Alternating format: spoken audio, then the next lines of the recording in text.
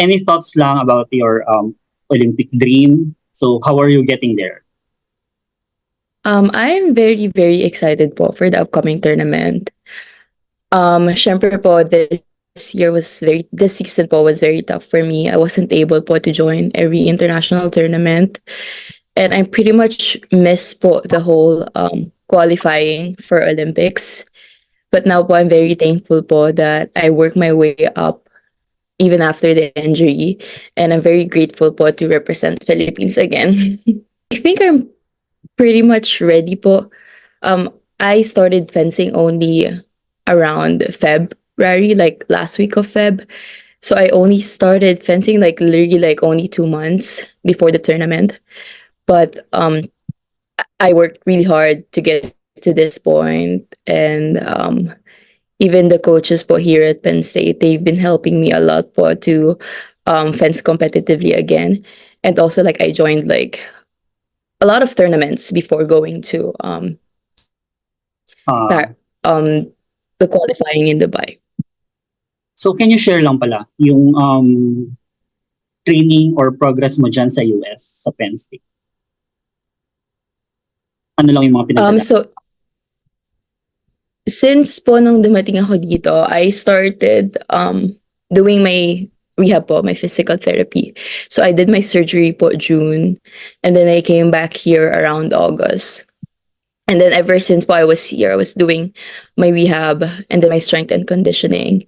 And also po, even do at the same time po, like I was still doing fencing while sitting down. So naggo one-on-one lesson po ako with my coaches to still maintain po yung strength ng kamay ko and ng handworks. And ayun po, so ever since my injury, I was always still po at the fencing gym, like with my teammates. Kahit po hindi po ako nakapag-fencing, I was still trying to do other things that I can do to gain my strength back. What do you want to achieve? Of course po, I have very high expectation of myself because last Olympic qualifying po, I was able to get the third place. Pero po, unfortunately, they only took one person po per weapon. So po, I have very high expectation of myself, but at the same time po, wala po talagang pressure.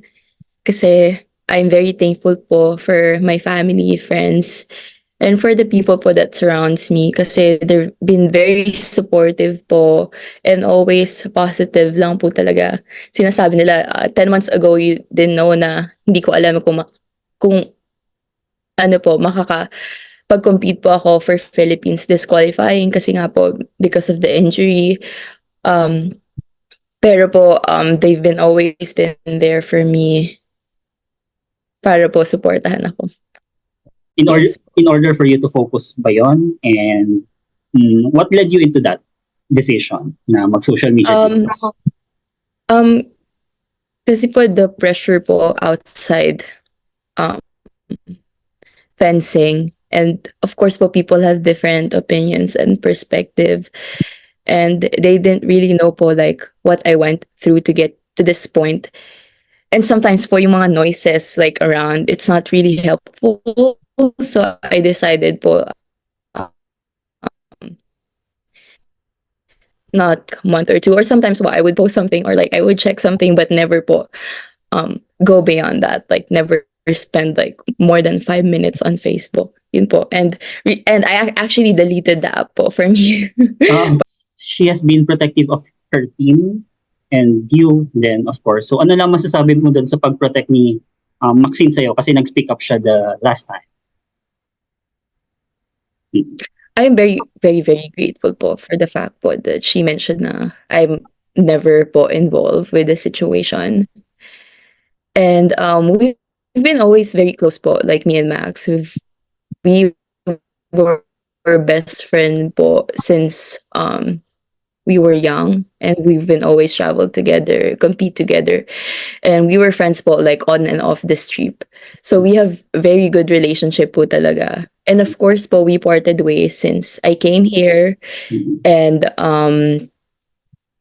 we have like different time zones, and tsaka po mahirap din po talaga to get in contact with the person every time. Kasi po we have different priorities and ayun po. So I'm very thankful po that she mentioned me and that she mentioned that I'm not involved.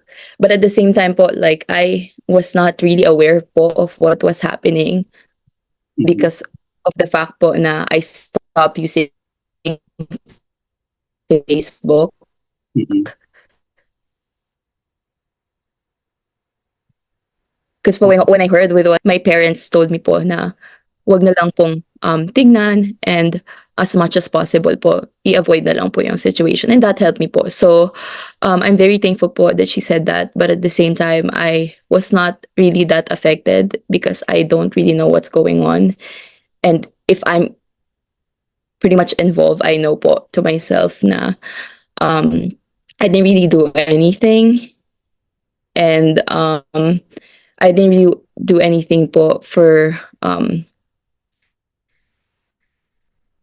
sa the whole situation po. I'm not really involved. Yun lang po. I will circle back lang dun sa friendship mo with Maxine, no? So, ayan. So, she is going to Paris na.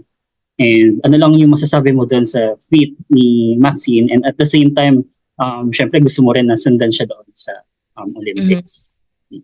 I am very, very proud of her po. Actually, I messaged her po like when I found out po that she made it. And I know she's gonna make it po talaga. And ayun po, ever since po we were kids, she's really a hard worker po. She works very hard. And every time po all out po talaga sila. Like she always like go abroad to train and join every competitions as much as she could. So more than anything po, she deserved it po. So I'm very happy for her po and I'm very proud of her po. And I remember po like we in the past po like lagi po namin napapag-usapan our dream is of course to go to Olympics and of course po I'm very happy po na she's able po to fulfill that dream and I'm rooting for her po to do well in the Olympics and of course po I'm hoping po to be there po with her as well. Thoughts mo na lang sa passion mo para sa fencing, para sa game. Yun lang. Actually po since after surgery po I feel that I love fencing more and I also feel that I just started fencing. So every time I train po and I go to tournaments, I'm very excited. And for me po, as of now, like less stressful po siya for me because I just got back from the injury. So I have no expectations po every time I come to this trip. But at the same time, of course, like I always like give my best. And it's more just enjoyable for me po for now, which I think helps me a lot. And I actually think po since after the injury, like every time I fence, I just think more than using my physical strength. So I'm very happy po na to be back again. And if anything po, I'll be fencing po until hindi ko po alam. I think I won't stop until of course I make it to Olympics. So, Sam, thank you so much. And Thank you din po.